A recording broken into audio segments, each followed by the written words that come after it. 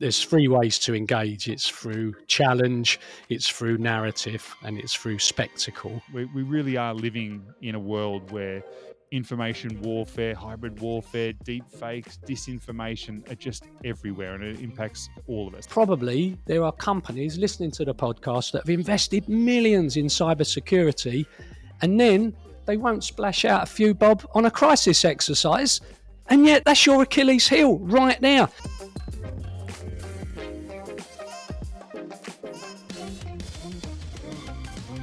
We spend billions of dollars on systems, on controls, on different playbooks to make sure that our companies run successfully.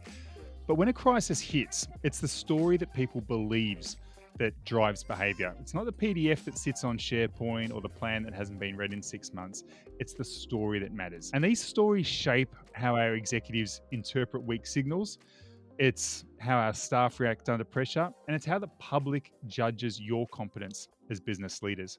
In today's episode of the International Risk Podcast, we're diving into one of the most underused tools in the crisis management playbook, and that's storytelling. I'm Dominic Bowen, host of the International Risk Podcast, and to help me unpack this today, we're joined by Robert Pratten. He's the CEO of Conductor, and that's a platform that uses immersive simulations and a narrative to prepare organizations for complex crisis. Today, we're going to explore how story-driven exercises can change decision-making. We'll also explore why crisis simulations are more than just theatre and what leaders can do right now to use storytelling to make that strategic asset and make it a strategic asset as part of their crisis preparedness. Robert Pratten, welcome to the International Risk Podcast. Thank you very much. Yes, great to be here. Robert, where do we find you today? I'm in London at the moment in Conductor's offices, just near the O2, which is a big concert venue here in North Greenwich. That's not a bad place to be. Robert, you've built a company. You've built a really successful company, and a big part of that is around narrative and around storytelling and immersing people in simulations.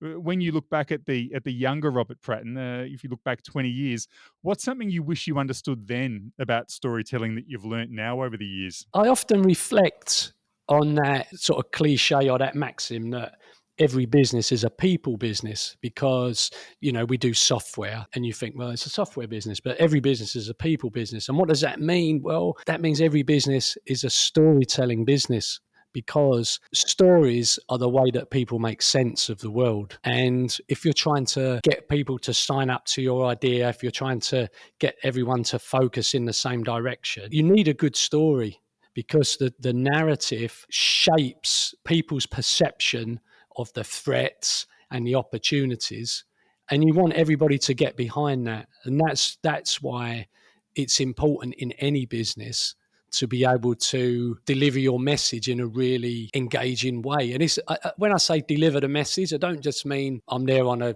sort of unicycle juggling, oh, look at me over here. What I mean is like you need to say something which resonates with the people that you're hiring so that they all feel like that common mission and everything. When you listen to the team and they're so engaged with our mission, that honestly, it's so rewarding. It's one of the best things about running a business. I think that engagement is such an important point. I think all leadership teams are good at communicating outwards, or maybe not even communicating, that's the wrong word, but they're good at speaking out or sending messages outward, but actually how much engagement there is. And I think some organizations are a little bit better at the employees then speaking back to management. But again, how often is that actually heard? And, I sit in a lot of executive team meetings, a lot of board meetings, and I watch that tennis match go back and forth. And often you can just see it on the faces. You can see it when people's pens are moving, when they're listening, when they're playing with their phone. They're not actually listening. They're thinking about the next thing to say, or they've already got their wall up and they're like, no, whatever this employee says, I don't like the tone. I don't like how it's being delivered. I said my point. That's all that has to be said. I think that's a real risk. How does storytelling play into that? Because, we've actually had some really great guests over the years talk about the power of communication when it comes to risk management, crisis preparedness, certainly crisis resolution. But talk to us about what engagement really means. Yeah, there's different ways to look at engagement, I think. So on a, let's say, academic level, we we always say to our clients, there's three ways to engage. It's through challenge, it's through narrative, and it's through spectacle. When you build an exercise, you might have a really glossy breaking news video, and you'll capture attention for a bit. And that's kind of like the spectacle. If you get a phone call coming in, like any kind of rich media, and then you've got the narrative. So that has to resonate. If you think of adult learning principles and what is a crisis exercise if it's not an opportunity for people to learn, then it needs to be relevant. It needs to be sort of orientated towards their goals. The other one is the challenge based, and I think that's the absolute key, because people are engaged in solving a problem, in making decisions, and this is one of the limitations of a PowerPoint based exercise, because if you're the expert and you're there and there are times when that might be the right thing to do, to have a discussion based exercise so people feel like they can talk through some of the things they're unsure of. But if you want people to be able to step up in a time of crisis, they need confidence. They need to have done that, and that challenge aspect is really key. Yeah, I really like that. And I like the point about how narratives shape perceptions. And I think that's really important. And you and I have spoken before about, how the CEO, in my opinion, the first and most important responsibility of every CEO is to be the chief storyteller. They are the storyteller for the company and within the company, and they're setting the tone. And I think nearly every company that I meet with says that they're prepared for crisis. They're prepared for crisis. But when you, of course, look under the hood, there's different levels. There's a very different levels of preparedness. How business leaders and executives and managers narrate and talk about their level of preparedness, how they talk about the risks that their companies face and what they're doing about it, and their awareness and their monitoring of it, can really change how well prepared a company is and what their actual risk exposure is. Have you come across any examples, perhaps, where organizations are actually undermining their own preparedness because of the incorrect story that they're telling themselves? Not that specifically, but I do feel like what we're aiming for in companies is a behavioural effect. So a lot of my work is in information operations and simulating information operations for like governments or defending against stuff like that. And so it's predominantly focused on how do we get behaviour change. And when we first started the company, because we're kind of like industry outsiders in that we came from an entertainment background into this, and Belen and I were creating these participatory experiences, and you want people to engage and do things for you. So we had to look at, why do people behave the way they do? And the narrative aspect is the way they're wired. And one of the problems you see in organizations is they think awareness and punishment are the two things that they need to do. So when you look at like ISO 27001, it goes, oh, what are punishments for people that don't abide by the policy? Oh, I want to see that people get sacked. Whereas that way too late, right? The biggest vulnerability in the company are the people. And so you get all these technology companies saying we've got AI and all that. And probably there are companies listening to the podcast that have invested millions in cybersecurity, and then they won't splash out a few bob on a crisis exercise. And yet that's your Achilles heel right now, because someone is going to get catfished. They're going to give away the keys. And then that's that millions of pounds squandered because you didn't do the exercise. We are uncomfortable as humans with random pieces of information. The way that we selectively take data, not data, the way we selectively take data is based on our belief system. And that belief system is built on a narrative. And that narrative has grown through our experiences. So we're already filtering a lot of stuff.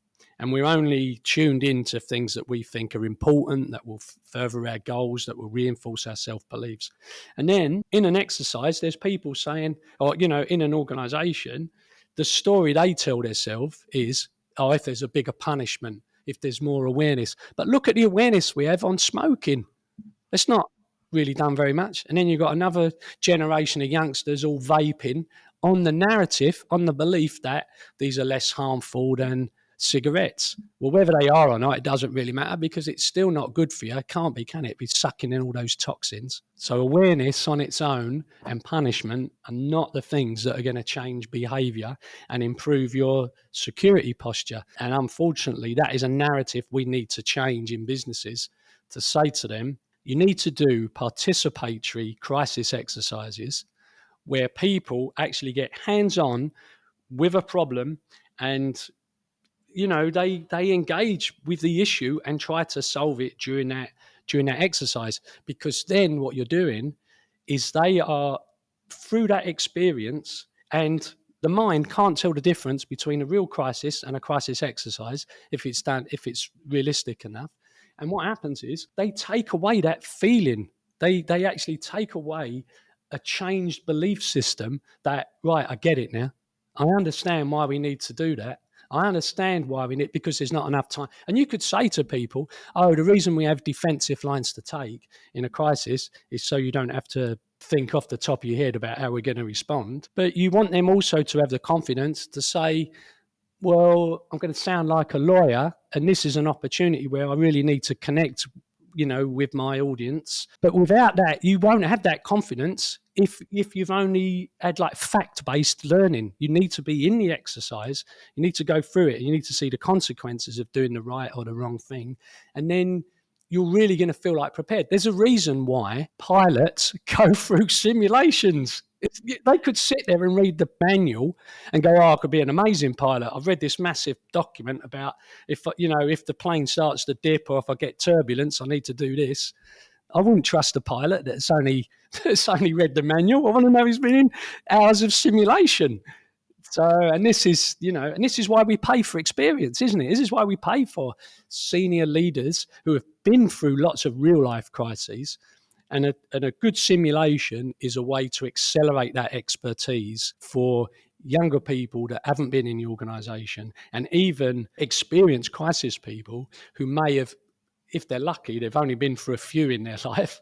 And it's an opportunity to bring that expertise into other types of crisis that they may not have experienced before. Isn't that amazing, Robert, that pilots, amazingly well educated, generally very, very intelligent individuals, they have to undergo training and they use checklists. Doctors, generally incredibly intelligent, incredibly well trained, have to undergo professional development training every single year. They use checklists, they go through training. And yet we think when we go into a crisis, we don't need to rehearse for it and we're going to be okay with it.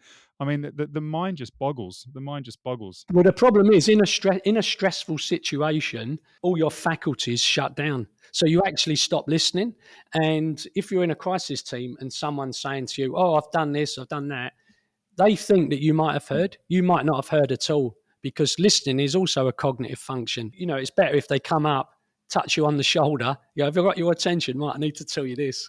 And the thing with the checklists is that while you're stressed and you're not thinking straight, you've got something to sort of anchor you again, to remind you of doing these things. So it's very easy to forget. You're totally right. I mean, yesterday we were talking before. Yesterday I ran a crisis management exercise for a large company across 3 countries.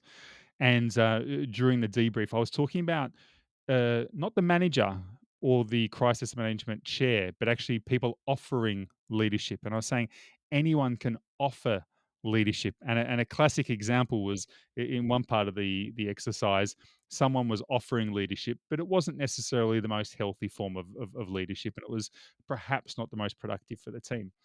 And you could see other people nodding during the debrief. Everyone recognized that this person was just too focused on their task. And it was an important task, but it wasn't the most important task.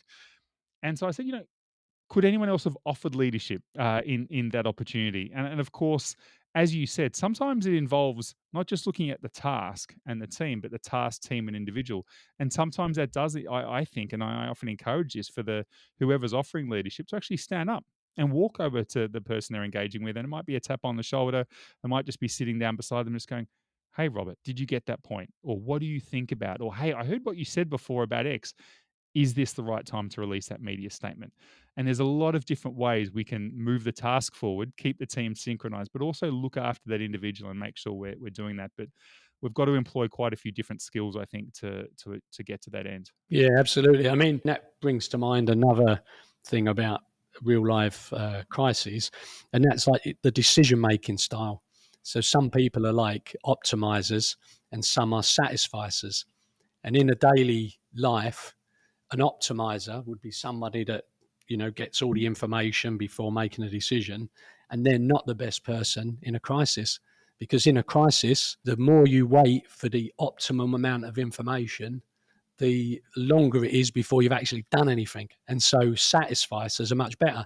That is unlikely to be uncovered in a PowerPoint presentation, where people are leaning back on their chairs with their arm behind it. Oh, well, of course, if I was in a crisis, I'd be totally in control. I'd be doing this.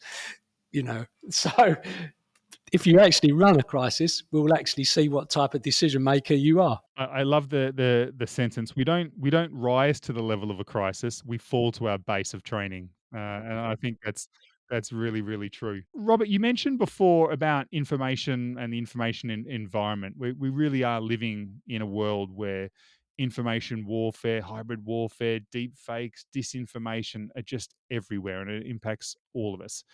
I'd love to hear from your experience over the last couple of decades how you've seen the global information environment change and change the way that organizations should think about how they manage crisis and how they manage storytelling during a crisis compared to, say, 10 or 20 years ago. Well, of course, I think the big change is that in the past there were key media outlets, and if you were responsible for a reputational crisis, you would have a relationship with the news organizations, make sure your message got out. Let's control the message. Even if it were true then, it's definitely not true today, because so many more people are empowered to generate their own media.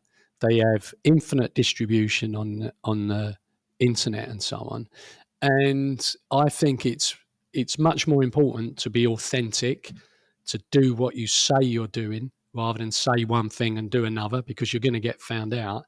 And even if you do and say the right thing, there's still going to be people try to twist that and use it for their own ends. If you look at some activists, they can co-opt brands to service their ends because it gives them the visibility. During the American elections in Atlanta, there was a group that were trying to prevent water from being distributed on the polling queue. So when people were sort of queuing up to cast their vote, you can imagine it's like roasting hot in Atlanta. People are dehydrating.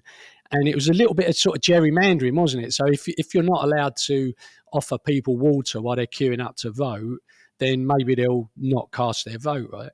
So then these activists reach out to Coke and go, hey, this is Atlanta. This is your city. Are you comfortable with that? And so something which has got nothing to do with Coke, all of a sudden find themselves having to have an opinion on whether this is important or not. So I think it's really, really, really interesting.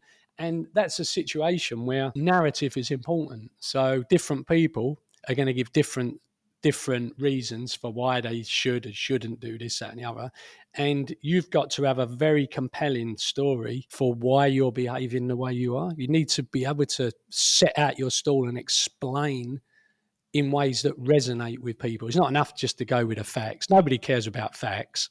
As I mentioned before, there's lots of information out there, and everyone just filters what they want through their own, let's say, bias, but through their own lens. And you need a story which resonates with that lens of the people you're trying to connect with. I mean, leaders often get it wrong with the storytelling, whether they're telling the story internally, whether they're telling it to their staff or telling it to the outside world. But Conductor's a technology platform, and you're helping organizations prepare and plan for crisis by going through some realistic scenarios. When you're designing this with your clients, what are some of the non-negotiable principles that you really insist on when you're designing these scenarios and you're helping them craft their responses? I think the most important thing when people are preparing for a crisis exercise is just to have a single or a well-focused training objective. Because if you try to cover off too many things, it's like when you're writing a story, what's the premise? What is it that you're trying to get across to this audience? And that should be your guiding light, really. And I think the biggest mistake I see sometimes people throwing too much into an exercise, that the learning is not going to be clear about what it is you're trying to show. And the other thing as well is trying to get people to read too much. If it's important to understand the policy, that's best done before the exercise. Like there's other ways to do that, like a self-paced exercise and all this sort of stuff, which, I mean, we have solutions for that as well. But our core sort of business is the team-based exercise, and that should be participatory. So you want that to be much closer to a rehearsal and much less about reading stuff. And I think clients who have, and most, let's face it, most people come from the position where they've sort of grown up with PowerPoint type crisis exercises, so they're much better at delivering a story rather than having an emergent story. Because what you want is to provide information in the environment in such a way that people draw their own conclusions from that. Well, let's look at a story, right? So you have a character in a story, they go through different challenges, and by overcoming those challenges, they reveal their true character. So in a good novel or in a good movie, someone starts at one position, and by the end of the book, they've actually grown as an individual, and they've learned lessons in life and so on. And that's how it should be in a crisis exercise. And that person is the player. So the player goes through this journey from the start of the exercise. They encounter like rising challenges, and then there may or may not be a resolution, because part of the resolution might be the after action review where everyone discusses what they enjoyed and what they didn't do. And that's how to think about the exercise, not about, I need them to know this, I need them to know that. It's not about knowing stuff in terms of like the procedures necessarily, but it's being able to take the right decision. You know, Robert, I'm one of those really annoying people that at the I'm always asking the boss and my clients, like, what went well, what can we do better, if we repeated this again, what would you want to see improved, and those sort of questions. And I remember years ago, I was running some training with some good friends and colleagues. And this was back in, everything was done paper back in those days, and the students all submitted paper evaluations of the course. And I was reading them as soon as the course finished, and one of my mates comes up. He's like, "You love reading those, don't you?" And I went, "Oh, I love it. I love it. It gets me excited. What we can improve for the next course, what we can do better, what we can learn." And he just stops me and he goes, "Dom, when was the last time anyone came up to you and said you were a shit facilitator?" And I went, "Never." And then he just looked at me and I went, "Oh, bugger." And he's like, "Yeah, that's right. No one's ever going to say that, mate. Everyone's always going to say, 'Oh, it was really useful. Oh, we really enjoyed it. Oh, it was a lot of fun.'" And I was like, "Oh, I hate the fact that you are so correct." And I think, boards and executive teams, really want to know. They invest a lot, and good companies are investing a lot in risk management, in crisis preparedness, but they do want to know that it's more than just useful, that they're actually getting some value for it. How do we know, and how do you help clients track whether doing all this work on crisis preparedness is worth the time and the effort? How do we measure success? The measure of success is the qualitative side of the response. Too many companies want to quantify stuff, so they think like either they only care about compliance.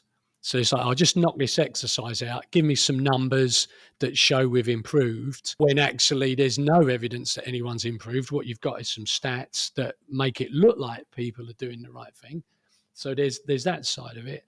And there's another side where the real growth comes in individual, and that growth comes from observing what they're doing. Like you mentioned it before, good teamwork in a crisis is about collaboration and communication. What you should be looking for is behaviors. So you might be able to quantify those. You might say, okay, the behavior I want to say is that this person didn't get stressed, that under pressure they were able to communicate instructions very clearly, and you might score that, but at least recognize that there's an expert observer who's watching or tuning in to that person's behavior and saying, yeah, that behavior we want to encourage, that behavior we don't want to encourage. And so even if at the end you come out with like a scorecard, it's not been done by a machine. There's still a role for humans to be able to look at that. I mean, there are some things that you can automate. So we use a lot of artificial intelligence, but everything should be approved by an expert. So for example, what you can do on our platform, if I can just sort of dive in a little bit. So let's say somebody puts out a statement, you can ask the AI, assess this statement either for readability or persuasiveness or whatever your criteria is, and it will give you a score and it will give an explanation. But it's not just then filed away and put in the report. What it's trying to do is save you time. You referred to the checklist before. So if I'm the observer, I'm trying to save you time. So the prompt is basically like got that checklist in of things to look for if in a persuasive argument or whatever. So it will go through and it will write that assessment very quickly, but then you should read it through. And if you disagree with it, you're the expert. So just feel to disagree with it. So there are things like that. I think there's so much that's also not necessarily going to be recorded, like those conversations that people have across the desk, like whether they leave the room and don't come in, whether they're just their general humming and huffing and creating a bad atmosphere in the room. That's not going to be captured digitally, but someone needs to feed that back. And there was a survey actually, and it's by one of the big four. And I think they said that something like 70% of boards have no confidence in their crisis team that they'll step up in their hour of need. But I bet those people can go, oh yeah, we do a crisis exercise every year. No, what you do is every year you have a load of people sat around just discussing what you might do in a crisis. I think a lot of people are a little bit afraid about embarrassing the boss or something like that. But if you don't step outside your comfort zone, you're not going to grow. And isn't it better to experience that discomfort? And if there is any, I think it's possible to avoid the embarrassment, but let's say your greatest fear is being embarrassed. Isn't it better to have the embarrassment in a simulation rather than wait till there's oil all up the beach? Think how embarrassed you're going to be then when it's all falling apart. Dude, you can spend all that embarrassment time in retirement because you ain't going to be running a company again. So let's just be a little bit more sort of resilient to feedback. And I think that also comes down to the company culture. And that company culture is, again, down to narrative about what people think is good behavior, bad behavior, what's acceptable and what's not.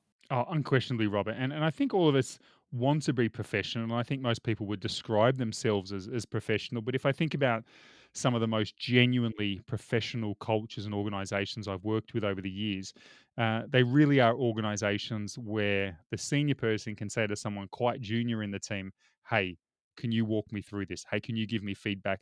And conversely, even if that feedback's not asked for, someone who might be on an organizational chart, much more junior, can say, hey, boss, you need to do this. Hey, boss, we need to fix that. Hey, let's revise this. Let's do this better.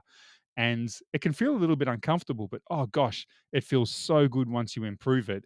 And surely it's better to get that right on the range, in the boardroom, in the meeting location, instead of being out in the field or in front of a client or during a crisis and then going, oh gosh, I really wish we'd fix that better. I agree. If you don't have that open culture, what will happen is that somebody on the team is going to spot something that's wrong and won't come forward with it. And that's a problem. And then later on, that leader is going to be going, you saw that, why didn't you come forward? And now they're shouting at him, why didn't you had that information? Why didn't you? Well, because you're a bully, mate. That is why. Because I didn't want to have the hairdryer treatment.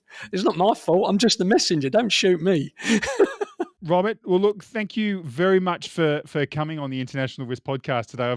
I've enjoyed the conversation, and I think we'll definitely have to have you back on and explore a few more topics again. Thank you very much, Dominic. It's great to be here. Well, that was a great conversation with Robert Pratten. He's the CEO of Conductor, and they're a platform that uses immersive simulations and narratives to prepare organisations for complex crises. Today's podcast was produced and coordinated by Melanie Mamoon, and our multimedia and video content was produced by Stephen Penny. I'm Dominic Bowen, your host. Thanks very much for listening. We'll speak again in the next couple of days.